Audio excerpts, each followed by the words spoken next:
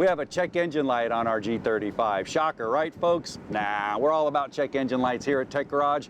We could have infinite possibilities on our Infinity, but no worries, we got the best crew in the business. So let's get this thing inside.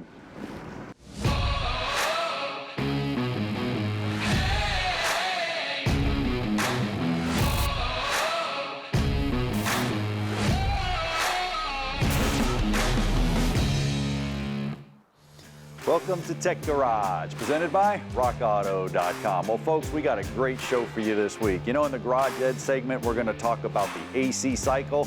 And in our Keep It or Crush It segment, we're going to dive into that 2007 Nissan Quest. You don't want to miss that. But at hand right now, we have an Infinity G35 packed with technology. And you know, it wouldn't be Tech Garage, Dave, without a code. We have a check engine light on. This little light of mine, I'm going to let it shine, John. There you go. Yeah, maybe we should take care of it. Yeah, it's a P0345, P0345. Now, you guys know P stands for powertrain, C's for chassis, B's for body codes, and U's network codes. So this is a powertrain code, and Dave, it actually fell right on the cam position sensor. It's kind of not reading that cam position, man. Fill us in. What'd you find back there? You got it. Well, we know that code meant that the sensor is in bank number 2, which in Nissans, or this particular one at least, is on the driver's side. And it also indicated it was also in the rear. So we found that, and it's real easy. It was one bolt, and just give it a tug there. I also unhooked the wiring harness, and there it is. It's that little device right there. And what the cam sensor does, there's a special lobe. We'll show you how it works later, but there's a lobe on the camshaft, and as it spins, it lets the engine know, lets the computer know the position of each of the cylinders.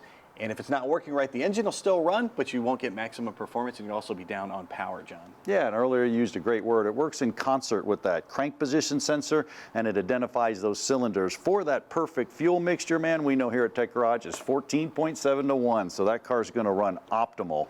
Now, RockAuto.com, they'll hook us up with a sensor. It's pretty inexpensive. Maybe you just want to go ahead and change it, but we're also going to show you how you can test it. There's some ohms resistance we'll do in a little while, and Josh and I, we actually have a demo set up where we can show you some cool driveway tricks. But even more important, on this car here, it's got VVT, variable valve timing, Dave. And this one, the exhaust is magnetic, and the other one is oil driven with a solenoid.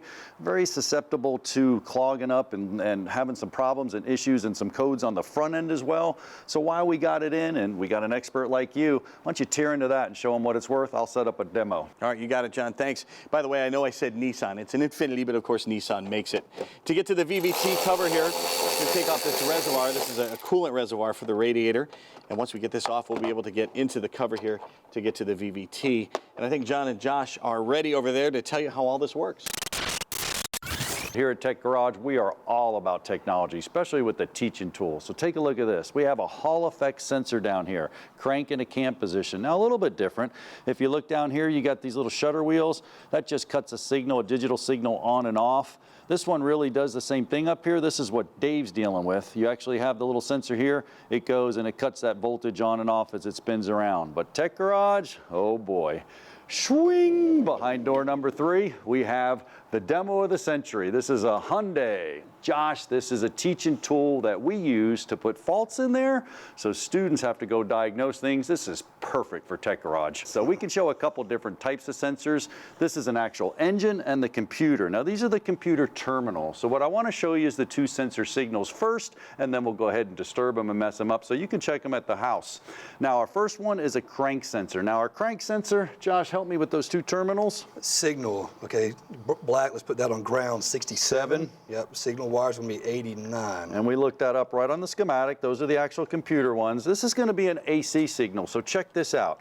If you crank it up and hit auto there, you can see the AC signal going up and down. Positive, negative, positive, negative. That's awesome. Shut it off for a minute.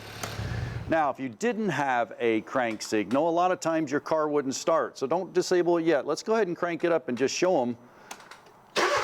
Got it running. Go ahead and take the crank signal out, open a wire, bam, the engine quits. Now, what you would want to do to check it at home is you can go back there, Josh, and you can disconnect the ignition system so it cranks and doesn't start. That's the deal. Now, if you turn it over right now, we'll put the signal back in. You just turn over your car, And you see that right there? Beautiful. That means you're getting a signal. Something else is the problem. If it flatlined, you have a problem. Now let's switch gears a bit. Plug that back in and we'll look at the actual cam signal that Dave's dealing with. This is really cool. This is a square wave signal. We go back to our schematic. What two terminals we got there, Mr. Josh? Let's put the black ground on 86. 86 right over here. Got it? All right, and this cam signal's on 87. 87. So we're going across that signal. This is going to be a little bit different. We're hoping to see a square wave when it on and off cuts it. All right, we hit auto there and we got a little hash going on. There it is, but that's fine. That's a little ground, but you can see it's on, off, on, off, on, off. That's really, really cool. Go ahead and shut it off. If you were cranking and did not have that signal, that's our problem with our Infinity. It's kicking that code. It's not doing that perfect fuel mixture. Josh, this is some high-tech stuff, brother. Pretty high tech, but I have a little trick we can do in the driveway to make it pretty simple and see if we're not getting a signal. I'll tell you what, I want to see it. And you guys stick around too. When we come back with more Tech Garage, Josh is going to show you some driveway tricks to keep your car running in tip-top shape.